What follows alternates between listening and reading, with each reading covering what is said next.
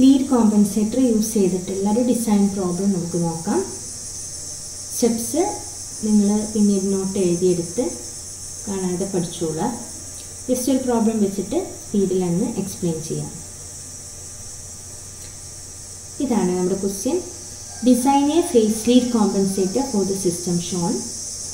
To satisfy the following specification, phase margin of the system greater than or equal to 45 degree, steady state error for a unit ramp input less than or equal to 1/15, and the gain crossover frequency of the system must be less than 7.5 radians per second. Okay, ഇതാണ് question. അപ്പോൾ just സ്റ്റെപ്സിലേക്ക് കിടക്കാം. തന്നിരിക്കുന്ന transfer function ഇതാണ്. ഈ transfer ഫംഗ്ഷൻ്റെ boat plot നമുക്ക് വരയ്ക്കണം ആദ്യം. കാരണം ബോട്ട് പ്ലോട്ട് യൂസ് ചെയ്തിട്ടാണ് നമ്മൾ കോമ്പൻസേറ്റർ ഡിസൈൻ ചെയ്യുന്നത്. അപ്പോൾ അത് ചെയ്യണമെങ്കിൽ നമുക്ക് കെയുടെ വാല്യൂ അറിയണം. അപ്പോൾ തന്നിരിക്കുന്ന എറർ റിക്വയർമെൻറ്റ് വെച്ചിട്ട് നമ്മൾ കെയുടെ വാല്യൂ കാൽക്കുലേറ്റ് ചെയ്യുന്നു. Steady state error should be less than or equal to 1/15 and the input given to the system is ramp input. So ESS equal to 1/kV, kV equal to 15. Then kV equal to limit s tends to 0, s into g of s into h of s.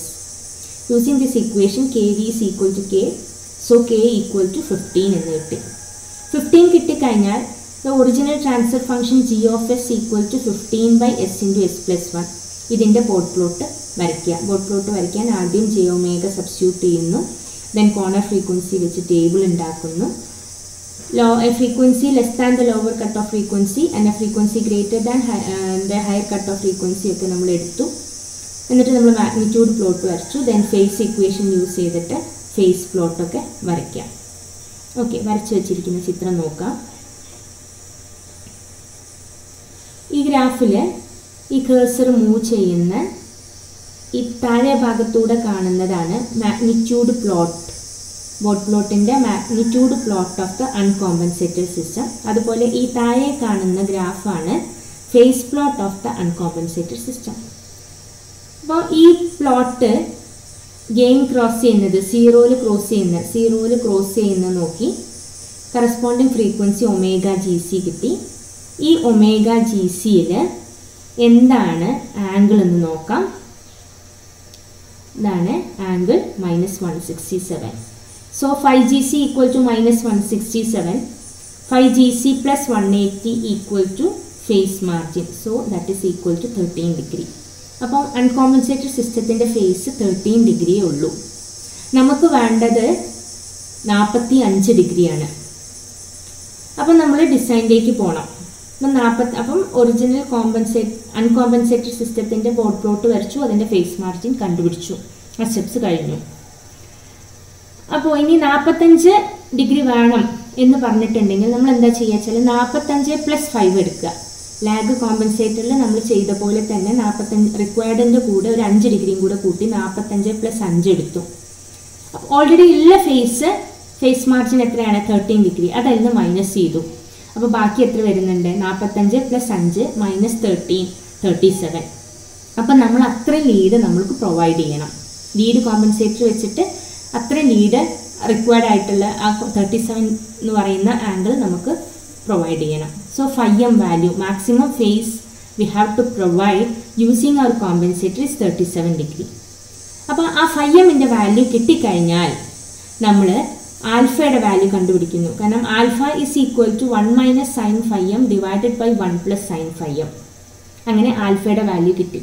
ഒരു compensator എന്ന് പറഞ്ഞു കഴിഞ്ഞാൽ അതെന്താ? s + 1/t divided by s + 1/αt. ആൽഫയുടെ value മാത്രം പോരാ, ടീയുടെ വാല്യൂയും കൂടെ കിട്ടണം. അപ്പം ഇനി അടുത്ത സ്റ്റെപ്പ് നമുക്ക് ടീൻ്റെ വാല്യൂ കണ്ടുപിടിക്കുക എന്നുള്ളതാണ്.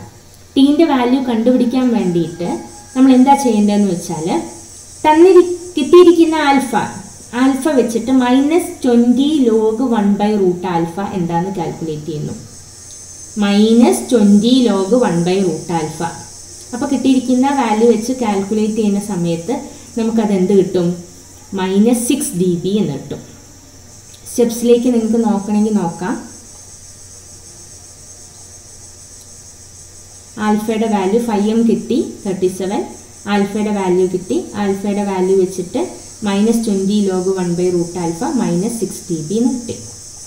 ഇനി നോക്കാം, ഗ്രാഫിൽ നമ്മൾ ആ -6 dB നോട്ട് ചെയ്യുന്നു. ഇതാണ് -6 dB. അപ്പോൾ ഈ -6 dB കറസ്പോണ്ടിങ് ഫ്രീക്വൻസി നോക്കി, that is omega M is equal to 5.6. അപ്പോൾ 5m കറസ്പോണ്ടിങ് വാല്യൂ 5.6 ആണ് ഫ്രീക്വൻസി. നമുക്കറിയാം omega M is equal to 1/t root alpha. ആൽഫയുടെ വാല്യൂ നമ്മുടെ കയ്യിലുണ്ട്. അപ്പോൾ നമുക്ക് ഇനി എന്ത് കാൽക്കുലേറ്റ് ചെയ്യാം? ടി കിട്ടും. അപ്പോൾ ആൽഫയും ടിയും കിട്ടിക്കഴിഞ്ഞാൽ പിന്നെ നമ്മൾ എന്താ ചെയ്യേണ്ടത് വെച്ചാൽ കോമ്പൻസേറ്റർ ആയില്ലേ. എവിടെയാണ്? GC of s equal to s plus 1/t divided by s plus 1 alpha t. ടിയുടെ വാല്യൂ സബ്സ്റ്റിറ്റ്യൂട്ട് ചെയ്യുക, ആൽഫയുടെ വാല്യൂ സബ്സ്റ്റിറ്റ്യൂട്ട് ചെയ്യുക. ദെൻ ആൽഫ എന്ന് പറയുന്നത് 0.25 ഇവിടെ നമ്മൾ ഇതുപോലെ എടുത്തു. അതിനെ നമ്മൾ ഒഴിവാക്കാൻ വേണ്ടിയിട്ട് 1/α എന്ന് പറയുന്ന ടേം എടുത്തു. അപ്പോൾ ഇനി കമ്പൈൻഡ് സിസ്റ്റം, കോമ്പൻസേറ്റ് ചെയ്ത സിസ്റ്റം എന്ന് പറയുന്നത് ഇതെല്ലാം കൂടെ കൂടിയതാണ്. ഇനി ഈ കോമ്പൻസേറ്റഡ് സിസ്റ്റത്തിൻ്റെ ബോർഡ് പ്ലോട്ട് വീണ്ടും വരയ്ക്കുക. ബോർഡ് പ്ലോട്ട് വരച്ചു. ആ വരച്ചിരിക്കുന്നതാണ് ഈ ടോപ്പ് ഭാഗത്തിലൂടെ. ഇനീഷ്യൽ പാർട്ട് സെയിം തന്നെയാണ്. ഇങ്ങനെ വന്നു. അതുപോലെ ഈ മുകളിലുള്ളത് നോക്കി. ഇനി കോമ്പൻസേറ്റഡ് സിസ്റ്റം എപ്പോഴാണ് 0 ക്രോസ് ചെയ്യുന്നത് നോക്കിയേ. 0 ക്രോസ് ചെയ്യുന്നത് ഇവിടെ ഈ ഫ്രീക്വൻസിയിലാണ്. Omega M is equal to 5.6 തന്നെയാണ്. അപ്പോൾ ഈ 5.6 കറസ്പോണ്ടിങ് ഫേസിൽ നമ്മൾ നോക്കുക. ഫേസ് എത്രയാണ്? -134. സോ -134 പ്ലസ് 180 ഡിഗ്രിയാണ് ഫേസ് മാർജിൻ. ആ ഫേസ് മാർജിൻ എത്രയാണ്? 46 ഡിഗ്രി. നമ്മുടെ റിക്വയർഡ് എത്ര? Greater than 45 degree. അപ്പോൾ ഇത് 46 ഡിഗ്രി കിട്ടിയതുകൊണ്ട് നമ്മുടെ lead compensator satisfies the design. അപ്പോൾ കൺക്ലൂഡ് ചെയ്യുക, ഡിസൈൻ ആക്സെപ്റ്റബിൾ ആണ്. അപ്പോൾ എന്താണോ നമ്മൾ ഡിസൈൻ ചെയ്ത കോമ്പൻസേറ്റർ അത് എടുത്തെഴുതി. ദെൻ കമ്പൈൻഡ് സിസ്റ്റത്തിൻ്റെ ട്രാൻസ്ഫർ ഫംഗ്ഷനും എടുത്തെഴുതി.